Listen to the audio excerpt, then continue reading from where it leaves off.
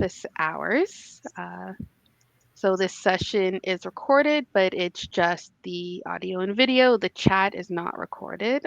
So if you have any questions, you can feel free to enter them in the chat. We've got a few questions that were pre-submitted that we'll go through, but we'll definitely take any questions that come up in the chat as well. My name is Mandy George. I'm a senior analyst at Best Buy Canada, and it's my second year in the Adobe Analytics Champions group. Pass it off to Jen for introduction. All right. My name is Jen Dungan, and I am the Optimization Manager Analytics at Torstar, which is a newspaper company up in Canada. And I am a 4-time champion. That's awesome. I'm Anita Mummert. I am a senior consultant with Blastex Consulting, and this is my first time as an Adobe champion. I've been using these tools for many, many years, but I had not bothered to try to apply for the Champions program, and the rest, as they say, is history. So, Megan, we're just doing introductions. Hey, yeah, right, just in time from traffic downtown. Hi, I'm Megan Powers. I'm a second-year champion. I enjoy doing a lot of these office hours. I get some great questions, make me think, and I always learn stuff too. But happy to answer any questions now during the session as well as afterward. Find us on LinkedIn or in the community.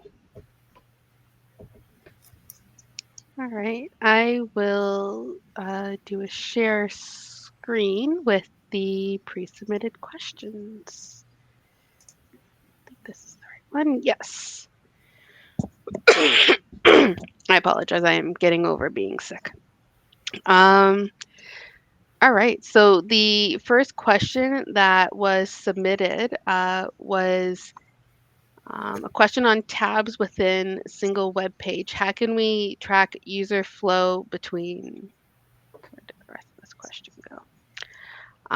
Between different tabs to understand usage of functionality. All right. Well, I sort of put in some pre-thoughts, but Anita and Megan, feel free to jump in whenever you have something to say. But Adobe Analytics really is kind of just, their flows are based off of the timestamp of the call. So if somebody is operating amongst multiple tabs and they hit, tab 1, page A, and tab 3, page B, and tab 4, page C, that's how the flow is going to go. It's going to go whatever order happened to be on the timestamp. But if you really want to try and do some in-depth analysis on uses of tabs, there's probably some custom solutions that you can do. My thoughts would be possibly to use a session storage variable, which is locked into the tab. So when you load the site, check if you have a session storage variable for identifying tab. If there isn't one, set it, possibly with a timestamp. And then you can actually use that in conjunction with something like a custom referrer EVAR tracking the referrer, something that wouldn't actually be excluded through the default Adobe referrers. So then you could actually see if somebody is in tab 1 going from page A to C to F, and in tab 2 from B to D to G. So that is the one thing that I can think of if you are trying to figure out if and how people are using tabs within your website. There's nothing out of the box that I've ever seen when it comes to Adobe Analytics. But maybe Anita or Megan have encountered something that they want to add to the conversation. I think that's a pretty good suggestion. I don't know if I have a better one other than I feel like I've seen before is, sometimes people can right click to open something in a new tab. Mm-hmm. You could maybe fire an event on a right click versus a left click. Or if one page on our site, for example, it has a ribbon of recommended cars, and if you open that, it automatically opens in another tab. We know that. So we fire a specific event when someone clicks on one of those specifically, because we know it opens in a new tab. So then we can use that event in calculated metrics and segments to help get at some of those pathing. Like, here's the path when that event exists versus when it doesn't. And if you're building a fallout report, then you could, say page A and then right click event or new tab event, then page B, C, D. So that could be a way, kind of a hacked way you could get, is like firing some custom events.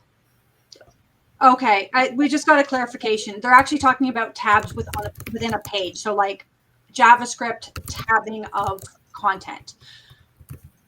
That actually, well, now it comes down to how much of the page is constituted by those tabs. Are we talking about like a little module, which tabs change the content within? Are you talking about almost an entire page that is swapping content? Comes down to whether or not you want to track a page view, because the significant portion of the page is actually changing, or potentially an action to say that within container whatever, you've been swapping tabs. And somebody also said, do you think that would cause a lot of server calls? Well, yes. So, there's a balance there. If the tabbed information is very, very important to who's seeing which tabs, you kind of may have to make that sacrifice of, you're going to have to put in those extra server calls for the tab. And whether or not you're tracking those as a page view or an action, or click, click action, those are kind of synonymous with one another in this instance. That falls down to how much of the content on the page is really changing. For me, if like 90% of the page is changing, I'm going to probably track that as a page view, because essentially all the content on the page is changing except for maybe the header and the footer, versus a little module where I might say, okay, I only want to see if people are interacting with this module, and maybe there's multiple modules on the page with tabs. Then I would actually track it as an action if I really needed to. Yeah. And we, I just put this in the chat, but we, sorry, I was reading all the chat comments at once. You can do some things if you're worried about server calls, like one thing, you could just try it out for like 1 day or 2 days or 1 week, like a short period of time, and see how many server calls it generates, and then extrapolate that out to a year and just see if your budget can fit it or not, right? Like maybe it can, maybe it can't, but then at least you'll know. We can also do things like where we only fire something once per visit, or like the first time that type of feature is interacted with per visit, to at least get the question like, well, are they engaging with this content, yes or no? Maybe you don't know every single time that happens, but you can at least get a binary number. And then, we've done things like supplement with Google Analytics, like where we'll fire, did they click on this photo at least once in their visit with Adobe? And then we track every click with Google Analytics or something like that. So there's some, kind of half measures you can take, or other measures you can take to get around the server call volume issue.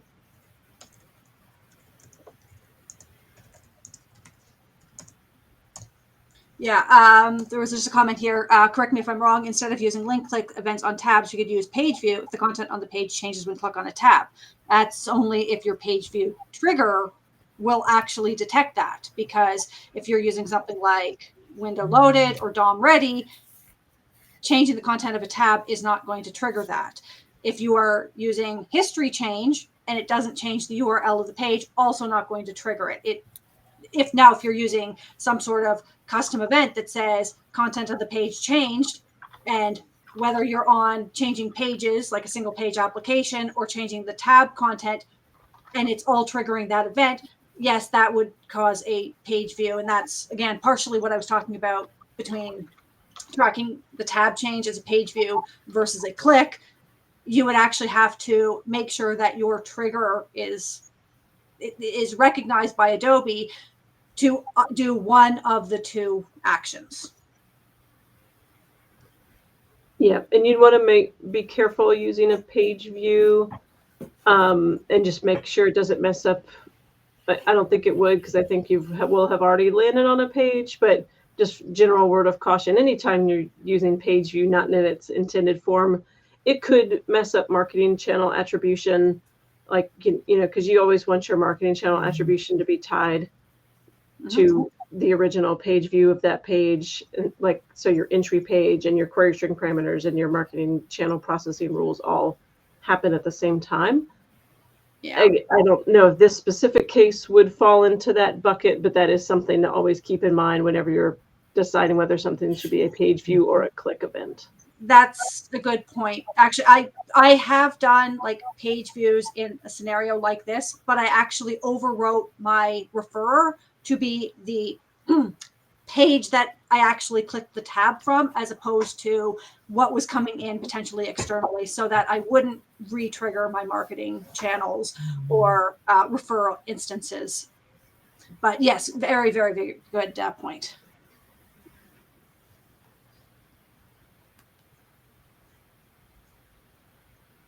All right. Did we get all the follow-ups on that question from the chat? One more follow-up. Is it a good approach if we provide custom page name to track a page view?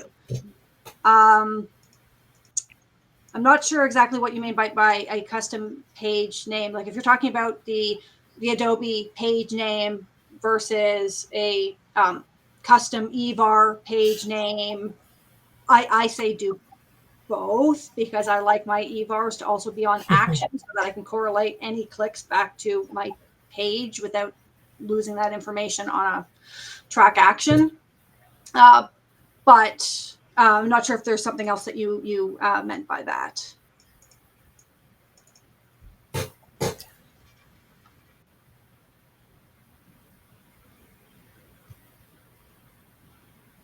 I'm just waiting to see if response.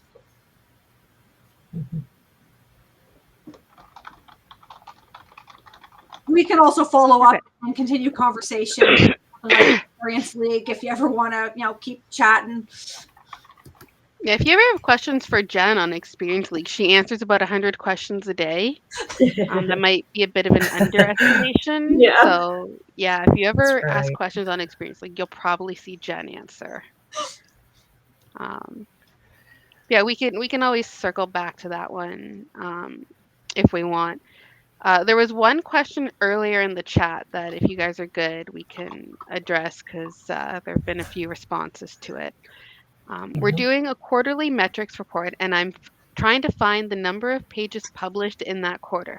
Is there a way to filter for that information? I've been told that analytics tracks when people visit the site, but not when new content is created. Is that accurate? I actually have a solution for that. It's not necessarily the easiest solution, but working for a newspaper, when content was actually published is very, very important to us, because we want to actually see page views for recent content versus like stale old content that may have been published many, many years ago. I actually use one of my hierarchies to track publishing dates. So first level is the year, second level is the month, third level is the day, and then the fourth level would be my alias for my content. So if I want to see content that was published within a time span, I can actually go and create a segment that says, oh, well, if it's January to March of 2024, I go, okay, well, year must be 2024. Month must be 01 to 03, like so 01, 02, 03, or like that sort of thing. And then I leave my days open because I'm looking at full months. If I need to get it between like certain days, like maybe crossing over a month, like January 25th to February 2nd, I have to do a little bit more complicated rules, but I just kind of build that into a nesting structure wherein I put in the combinations all kind of grouped within a container. so that I can actually pull back the content that was published within those particular folder structure. Yeah, you could, I posted in the chat, you could, like, can you have the ability to fire an event when the new content is published, like have some, maybe you use a CMS or something like that, have some API call that hits Adobe, or like Jen said, like maybe you could capture the date that something is published in a EVAR prompt, things like that, to kind of trigger Adobe in some way to let you know that somehow, some way, like the content is refreshed. Yeah. It's not going to, I was going to say, it's not going to do it by default. I think that was one of the questions. It's not out of the box going to tell you like how new you have to tell it. You have to manually wire it up some way to tell Adobe what you want to tell it. Yeah. Unfortunately, since EVARs and props are all stored as text, I do actually track like an actual UTC timestamp of publishing, but you can't really do a lot of manipulation with that within the segment structure, because it's not treated as a time, it's treated as text, which gets really complicated to kind of parse out. That's more for our data team, because they can easily parse that as a date and then use that in their data, or when you bring it into like something like Report Builder or out with an API into another system, again, you can parse that as a date where you can actually say greater than and less than. But when you're working right within the Adobe infrastructure, the only way I've really found is to basically make sure that I'm tracking year, month, day, separately, so that I can create these conjoined groupings in my segmentation. Yeah, that's a good point. It's not, like I said, not the easiest, but it does work. It's something. Yeah. But if you're going to do that, also make sure that your dates are being tracked against something like UTC or something standard. Like if you're all located in one time zone, make sure that the dates are being set based on that one time zone, not based on the user's time. Because if somebody's got their clock set incorrectly, or you have two people in a different time zone, that can really, really mess up your data. Yep. One thing I'll add to this as well, just because you're talking in your question about trying to find the number of pages published, you also want to keep in mind when you're looking at this data in Workspace that low traffic bucketing is a thing that does exist, depending on how many pages you have published. I mentioned because you said that, you're not quite a whiz. So for some people that aren't familiar with what low traffic bucketing is, once a dimension hits a certain amount of unique values in a month, it starts grouping together all of the ones that have really low amounts of traffic. Now, Adobe has very recently changed this threshold. It used to be 500,000. Now it's gone up to 2 million. So if you have less than 2 million unique values, you shouldn't encounter this as a problem. But if you are trying to count unique values and you're getting less than what you expect, check and see if the data has low traffic bucketed in your workspace.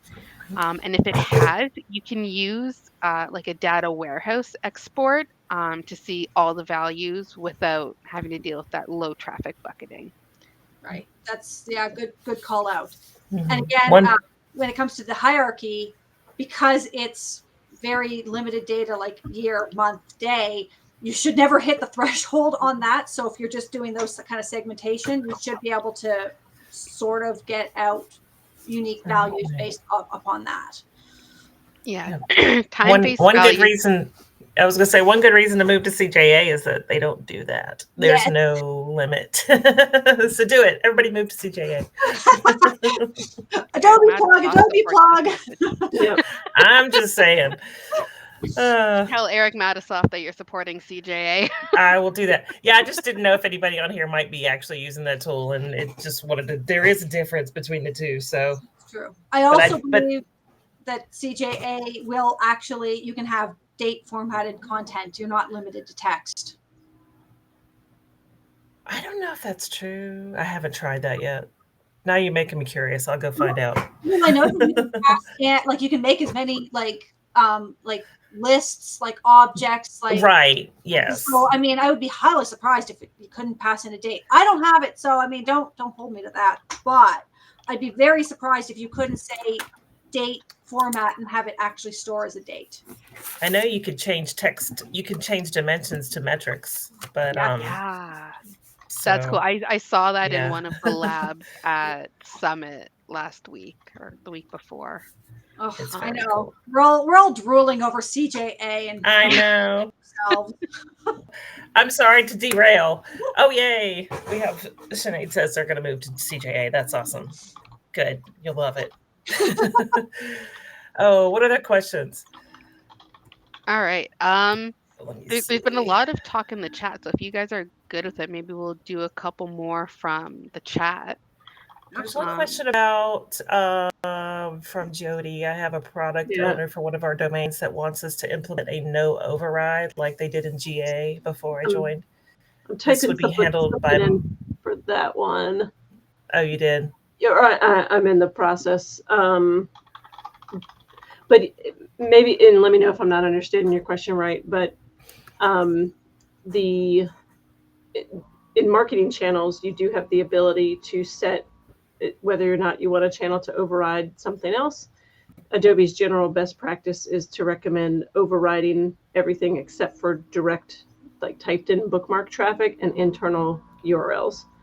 So, but your company may have its own use case of something you may want to override versus not. Right. Now, also keep in mind that marketing channels in Adobe, you have access to your first touch channel within your expiry period, as well as your last touch. And with custom attribution, you could look at the participation, so you could see everything that was touched within the reporting period. So there's a lot more flexibility in Adobe that you don't necessarily get in GA. So if that helps you make a decision about whether or not you want to implement a no override or not, that is something to consider before, going down a path to match GA, because we all know GA is rather limited, to say it mildly. This isn't a GA meeting. We can't talk about GA. We're all in the same page. We're allowed to throw stones at them, though. Come on. That's true. I love it. Let's see. Do we answer the bot questions? I think. Yeah, I think we were talking about the bots a fair bit in the chat, but if anybody has any other points they want to share. Are there better ways to exclude bots or internal traffic in Adobe Analytics outside of proactively trying to identify IPs or user agents? Is anyone managing this more effectively? And this is something that we're struggling with and trying to deal with a lot right now at our company. It's definitely tricky. We've been using IP and user agent, but that doesn't always capture everything. Right. Yeah. I mean, yeah. I haven't actually implemented it. It's been an idea that's been kind of like rolling around in my head. So I don't know how necessarily feasible it is, but I know that there are ways to, say, using like the audience manager to kind of like add particular data points to stuff. So if you can like flag something after the fact as potentially a bot, you could add a flag to it and then use segmentation in a virtual report suite to say, don't include this data. Don't include any of this data that's been flagged with bots. So it's kind of like you are going back to identify it. It's not just like we got this new bot data coming in, and we got 2 months worth of data before we caught it and added it to our exclusion list. You can sort of kind of retroactively kind of block it through like that, but again, trying to keep on top of it, trying to identify it, that's where the problem kind of lies, is how do you actually do this? Yeah. And making sure that the ones you're excluding are actually bots, so you don't accidentally stop capturing real traffic Yeah, as yeah, well. yeah. Try not to block out people using screen readers. I know they don't like use the mouse like a normal person does, but they are still readers. Yeah. Following up on this, there is a question in the chat from Jody. I have a similar question. I've seen bot traffic from Rexit Synthetic and wonder if we should filter this out. I don't think I've ever seen that one I haven't seen that personally, one so I either. don't know. I haven't seen that one either. That's interesting. Have you done any sort of kind of like lookup on it? You know, find out any information about what exactly that is? Yeah, I'm gonna do that right now, actually. I'd probably Google it, and I'd probably we have a IT security team here. You could ask them for their opinion. Like if your organization has a team like that, you could ask them for their opinion. A lot of times, like those guys at Carmax, like they just know, oh, that's a good bot, that's a bad bot, like and sometimes like filtering out the good bots, maybe like they're good bots, you want them there, but they're still bots, right? They don't represent your customer behavior and traffic. So sometimes we'll like funnel them into a just different report suite. So we still have that traffic, it's there, but they're not being counted in our overall counts. And you can do that with in partnership with Adobe by setting up a Vista tool, or you could do a virtual report suite if you had the criteria. Yeah, I did a search for it. I didn't find Rexit. I found Ruxit, and Ruxit, the U instead of an E, seems to be connected to Dynatrace synthetic monitor. So if it was actually Ruxit synthetic, that sounds like your website is using Dynatrace to help do monitoring, in which case I would say yes, probably block it.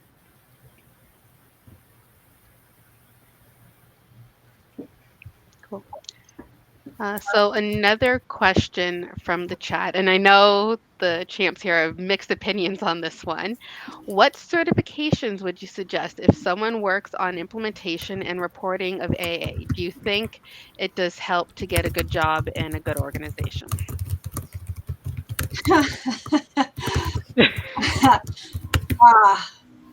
I'm going to say, I guess it really depends on which organization and how sticky they are on their job postings.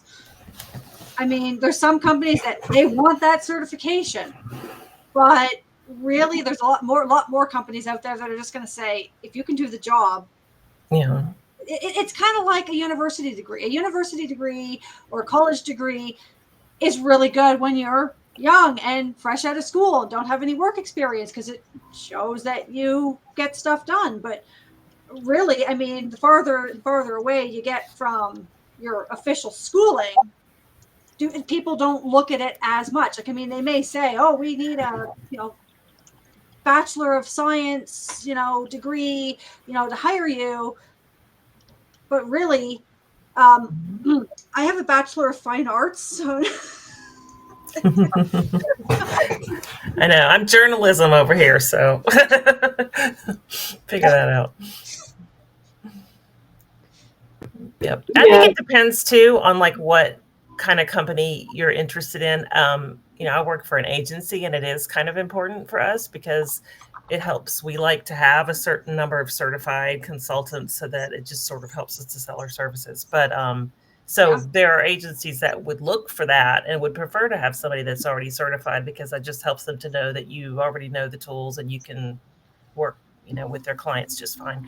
But client side, I worked in publishing and newspaper publishing for many years, and they didn't give a flip about whether I was certified or not. They just, like you said, Jen, if you could do the job, that's all they care about. And most likely the people that are doing the hiring, I wouldn't say most likely, but in some cases, they probably don't know more about it than you do anyway. So it wouldn't matter so much. It just depends on, I think, where you're trying to find, who you're interested in working for. Yeah. And I mean, if you are interested in certification, because, maybe you are going for a job, my recommendation is to keep watching Experience League, because last year they did basically a mentorship program, where people were posting notes for studying for certain tests. So you could sign up for a mentorship program, and then there were vouchers given out that gave people a discount on that particular certifications. So every little bit helps. And then you also potentially, some groups are more active than others, but you have somebody to kind of talk over the learning materials with, ask questions, and make sure that you're only going to have to take that test once, as opposed to potentially having to do it multiple times. Yeah, I did one of the certifications my last year. And I did it more for like my personal learning, like, hey, I actually know this type stuff. Um, so it all depends on what your goals are. I mean, there's nothing wrong with doing the certifications. Will it land you a better job? Maybe, maybe not. But I don't think it's ever really going to hurt you, Yeah. especially if you just want to, sort of show yourself like, hey, yeah, I can do this, which is why I wrote it. And I'm, hoping to write another more advanced one this year. So, Yeah. yeah. Yeah, I've done the business practitioner expert one, and the, what's it called? I put it in the chat, Adobe qualified data analyst one, which is the easier of the two. I did it more like for myself. I'm not looking for a new job right now. One thing that was helpful is it revealed some gaps that I have. I was like, oh, I didn't know much about that. I should go learn more. And so that was cool. It was a nice way of learning about what I didn't know. And in terms of hiring, like, I don't know if a general job outside of Adobe Analytics necessarily would care, other than like, oh, they have a certification, that's cool. But as a hiring manager, like, if I was hiring someone to be on my team and do Adobe Analytics and they had an Adobe Analytics certification, I would certainly pay more attention to that, because that at least shows me that they have a base level understanding of a bunch of stuff that I don't have to train them on. And it shows ambition and all those other skills. But it's a pretty comprehensive exam, so it shows that they have an understanding of how to do a lot of different things, because sometimes you can't glean that from an interview. So that would be a nice check mark that it was like, okay, well, I know that. I don't have to worry about that. So it would help if you were trying to get on my team. All right, there we go. So then the next question is Megan's team hiring. I wish. I would love some more talented folks. So. There's one more question in the chat. Direct traffic on my website is increasing every year. Many times it's coming in at the cost of organic traffic. My first thing, and you followed up with I see it's referred by mobile apps. That was my first thought. I do have a lot of traffic coming in from apps, because those are not going to have a referrer associated with them. And if that's what's increasing, that could be part of it. I don't know if the rest of y'all have any thoughts on changes in traffic attribution. Our apps as internal traffic in marketing channels, so those do come in as in the internal channel bucket versus direct. Yeah, I mean, some apps will have referrers, a lot of them don't. One trick that I have, now again, it all depends on if the mobile app is doing this. Some mobile apps will actually append a unique value onto the end of the user agent string. So despite the fact that it's using your browser, default browser in your device, whether that's Chrome or Safari or something else, it's using that to render the content. That's the primary part of the user agent string that's going to come through on the tracking. But then they will often append like a square bracket at the end with a unique identifier. I know Facebook used to do this. It may still do this, where it's actually like FB, iOS, or whatever. But if you can see that in your user agent string, you can actually create a rule in your processing rules to say, if the user agent string contains the square bracket identifier, you can actually start to pass this through into some piece of information that you can actually start pulling into, maybe not your referral data, but definitely into, say, marketing channels, or like a additional, like, oh, here's a special access coming from a mobile app. Again, it all depends on the mobile app and what's available to use. Virtual report suites, stuff like that. Yeah. If you want to send them somewhere else. I was trying to think of what other things, bookmarks are going to show up as direct traffic. Yeah. So if you've increased some type of program that would increase people bookmarking your site, that would lead to an increase in direct traffic. Also potentially 301 redirects. If Yeah. you have moved content around or have like redirects on your site, one of the things that I'm constantly at my developers for, and sometimes I'm successful and sometimes I am not, is to forward the headers so that you don't lose that referral. If you don't forward the headers, then it comes through as direct, because you don't actually track on the initial page they land on, and then they get forwarded off to the next page, and then it loses all that rich information. But if that information can be forwarded through on the redirect, all of a sudden it's not coming through as direct traffic anymore. So that is another thing that you could potentially look into, whether or not that is contributing to higher than expected direct.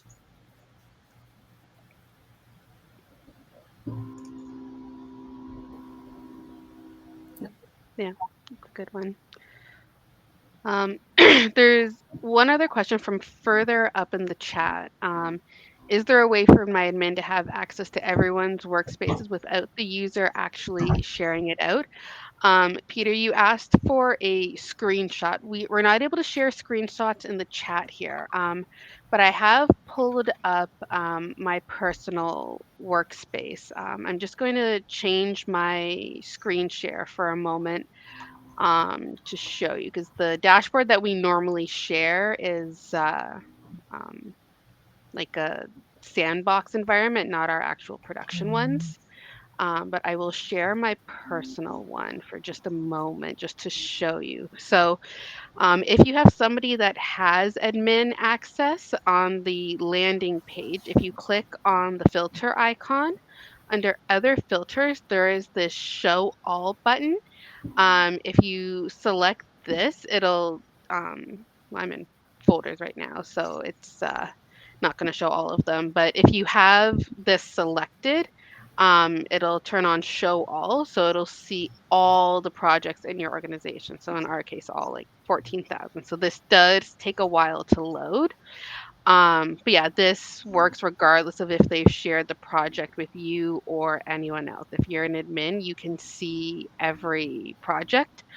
And you have the same access for when you go into calculated metrics and segments as well. There's a show all option. So admins can see everything without having to share it out. Yeah. Now there is one caveat. If somebody has shared it to an admin with view only, you will only get view access.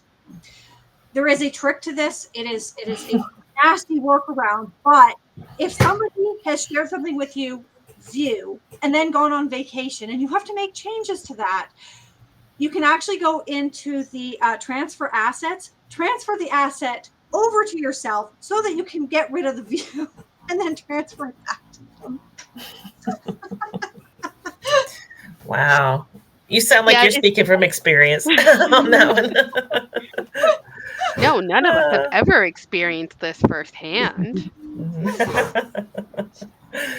No, that is a good call out. And it's interesting that Adobe has done that, but I think it's to like respect the user's, choice to make something view only for other people. Because especially for organizations that are large, like we've got at least a dozen different people that have some level of admin privileges.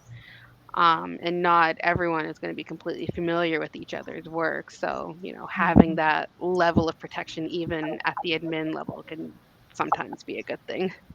Yeah, for sure. We just got a question. If someone gives access to just view only, we can copy and make changes as per our requirements and then share. I'm not sure, because view is view. Duplicate gives you the ability to save as and copy.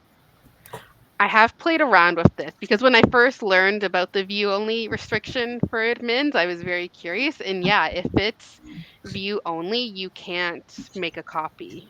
Yeah.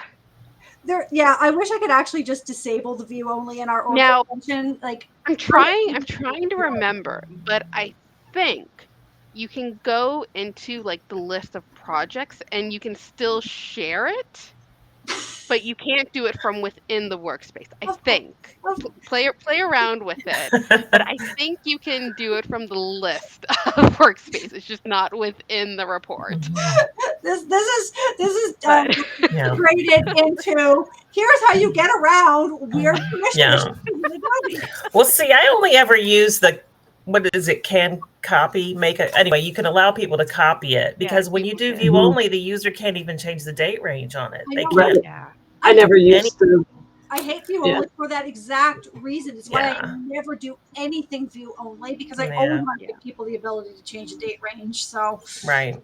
Yeah, if you're going to do view only, in my opinion, you might as well just email them a PDF or something. That's right. Exactly what I was just gonna say. Sometimes if it's like an SLT that doesn't ever really use Workspace and just wants to see the numbers, Right. sending them a PDF is gonna be, just as good. Set it up on a schedule, send it out every Monday, every whatever, rather than trying to have them navigate Workspace, because then okay, no, not a PDF. You can send them a CSV, like just get rid of all. That's right.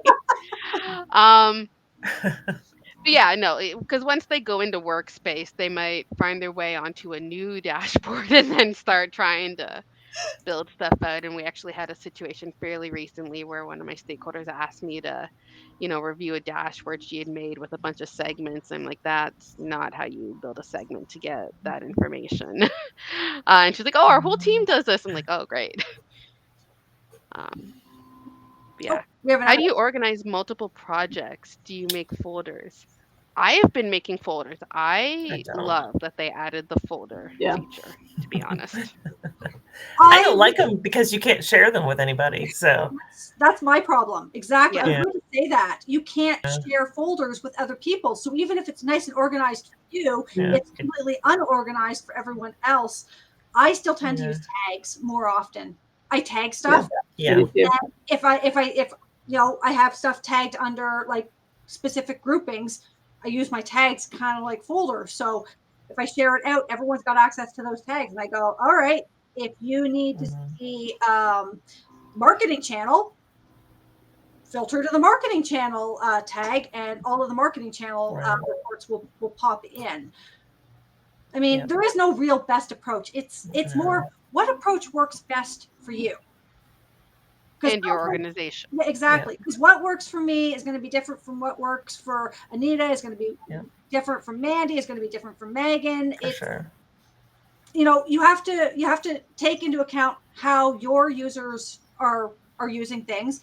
If this is something that you need to share, if it's something that's just for you, and what works better for whatever criteria, falls under play. So and it naming makes a difference conventions too, what type of role you're in as well. Yeah. Like one of the things that I always say, like when I'm giving feedback to the different product teams, is like, all right, well, if I'm an admin, I do this. If I'm a non-admin, I do that. Because for me, I have probably about 30 or 40 different dashboards that I use for auditing all of our components, which those are not shared out with everybody. So I organize those in folders. But for stuff that I share with other people, that's where tags are more useful. Oh, and don't forget, descriptions, excellent. Keep descriptions on things. Yeah. But also don't forget, like if you are planning on using historical, like previous versions of your reports, you can actually add in notes, because there is a filter for show me all history or show me only history with notes. So it's a good idea to make notes on major revisions instead of the minor revisions. So then you can just say, oh, just show me the ones with notes, and then you can actually see the major revisions of your reporting. I don't think I've actually built anything with the notes before. Is that just under the Under save? project, and if you save with notes, so you can actually add a note to it, and then when you actually go to bring up, previous iterations, and actually we can do that right now. Yeah. Yes, Maria, I am talking about the revision history. So if you go to project and what's it say, an open previous version. See, you can see all versions. So it shows you all of the updates that have been done by us in this meeting. And here's only the versions with notes. So it kind of makes finding older versions easier. So, rather than your incremental saves, because we all know how annoying it is when your browser crashes and you lose all the work you've been doing, you're often going to want to do incremental save, incremental save, incremental save, incremental save. But then your revision history kind of gets a little on the large side. So it can be a good idea to save, like once you've made all your incremental saves, do a final save with notes if you need to go back and look at different versions.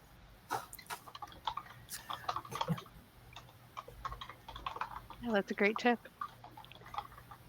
Do I we think still have another question in the workspace, right? yeah. So there was one other question that was pre-submitted, specifically for this, and it was, how is Adobe Analytics using AI to support analysis? So this one is a bit more of a general question, and I put in a couple links in there, and I will share them out in the chat here as well. But kind of the main things that use AI are stuff like the contribution analysis, anomaly detection, and the intelligent alerts, um, which Adobe has some really good documentation on each of those, which is why I put the links in there. But there is a lot of talk about AI at Summit this year. I'm not sure how many people watched any of the Summit sessions. But there's a lot that's coming out, and I think a lot of the features are more for CJA than Workspace, as most of the new stuff is. Yeah, I was going to say there is also intelligent captions, which is in C. Is that out? I thought that was still on the roadmap. Yeah. Okay, I didn't Oh know no, that it's was out. there. Yeah, I heard about that. It's pretty cool.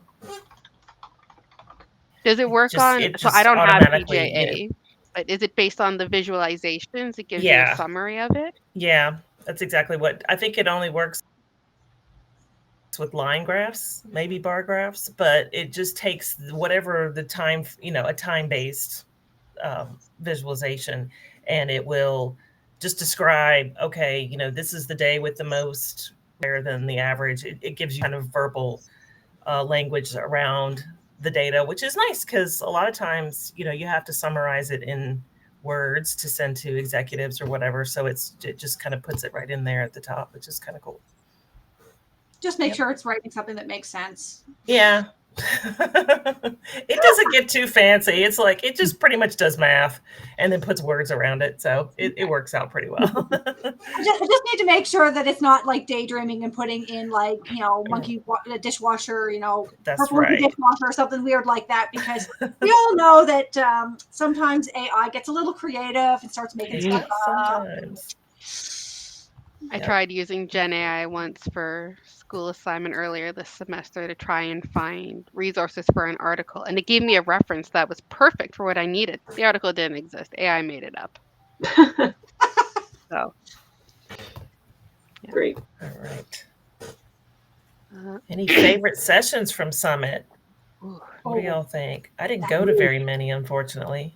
I still have a whole list that I need to work through all the recordings, so I'm like I have to catch up. But I always like the Rockstar ones. And we have a rock star in our midst right here. I would say Rockstar session was great, but I can't because I'm biased. Yes. Jen can't say it either. She's biased too. I'm biased too.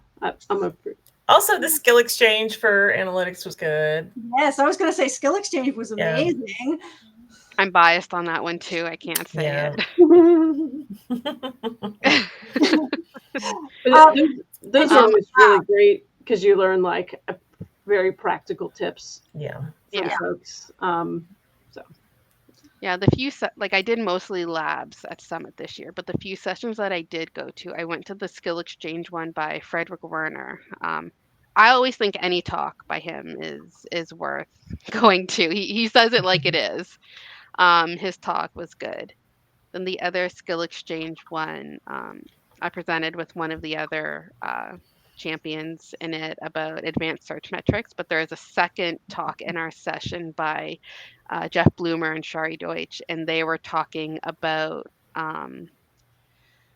data storytelling, and their presentation was phenomenal. So when they get that recording posted, I definitely recommend checking that out. It was a really good one. Yeah. Too Hot for the Main Stage was also really, really good. Yeah. I think it was the most animated discussion it was ever. I think we even surprised the people from Adobe because they're like, "Oh my God, what have we started?" Yeah, I like that one a lot too. All right. Yeah, no, I'm still going through a list of all the sessions. I heard the dashboards and dragons session was good. Yes, that was good. If you're looking at CJA, I would recommend that one. It gives you some good, tips, just sort of tips and tricks for CJA and things that you can do with that tool. So that was kind of cool. There was another one that was, I can't remember what it was called. It was customer journey analytics and the customer journey analysis. I don't know. That sounds weird, but it was actually pretty insightful, I think, in general, like how just the customer journey is, how that's kind of front and center. And that's sort of how CJA came about. So I would recommend that one too, if I could remember what the actual name of it was and who was presenting it. But it had like a Taylor Swift and Travis Kelce theme to it. So they were doing, they were giving out shirts and bracelets and stuff for that one, but you won't get those if you watch them online, but it was still fun. I just posted the link to for anyone who's here who isn't already part of this chapter. Mm-hmm. You can join, and then you'll get emails when new events are posted. But as Mandy said in the chat, we do these every month. It won't always be the same group of people, but you'll get some amazing champs regardless of which day you show up.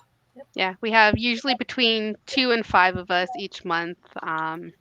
It's mostly the Analytics Champions group, although we do also sometimes have other user group leaders or community advisors as speakers. We're trying to branch out and get a wider array of speakers for the sessions as well. So we always have different people attending. Yeah, it's about 5 to 2, so about 5 minutes left. So are there any other last minute questions in the chat? Yeah, rapid fire. We can do one more question.